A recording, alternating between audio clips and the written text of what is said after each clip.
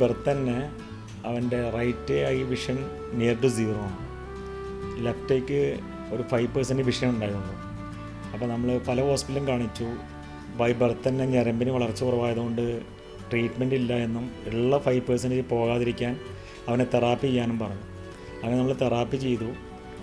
അതിനനുസരിച്ച് അവനുള്ള വിഷം വെച്ച് കാര്യങ്ങൾ മാനേജ് ചെയ്യാൻ ഏറെക്കുറെ നമ്മൾ പ്രാപ്തരാക്കി.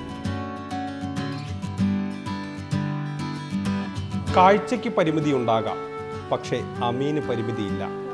അവൻ എഴുതുകയാണ്, മനസ്സിലെ ആശയങ്ങൾ കഥകളായി കടലാസിൽ പകർത്തി. അത് മന്ത്രി അപ്പൂപ്പൻ തന്നെ ഫേസ്ബുക്കിലും പങ്കുവച്ചു. ബഹുമാനപ്പെട്ട മന്ത്രിയോട് നമ്മൾ കടപ്പെട്ടിരിക്കുന്നു. കാരണം അതിൽ ഇത്രയും ചെറിയൊരു കുട്ടികളെ ഇത്രയും നിസ്സാരമായൊരു കാര്യത്തെ അദ്ദേഹം പ്രോത്സാഹിപ്പിച്ചത് വളരെ ഒരു പോസിറ്റീവായിട്ട് നമുക്ക് തോന്നുന്നു. വലിയൊരു ഊർജ്ജമാണ് അവൻ്റെ മുന്നോട്ടുള്ള ജീവിതത്തിൽ. അവനെ പലവരും ഐഡൻറ്റിഫൈ ചെയ്യുന്നുണ്ട്. പാലക്കാട് GLPS സ്കൂളിലെ സക്കീറ ബാനു ടീച്ചറാണ് അവൻ്റെ കരുത്ത്. അവൻ്റെ കഥകൾക്ക് പ്രോത്സാഹനമായി ടീച്ചറും സ്കൂളും ഒപ്പം നിന്നു. അവനെ ചേർത്ത് നിർത്തി.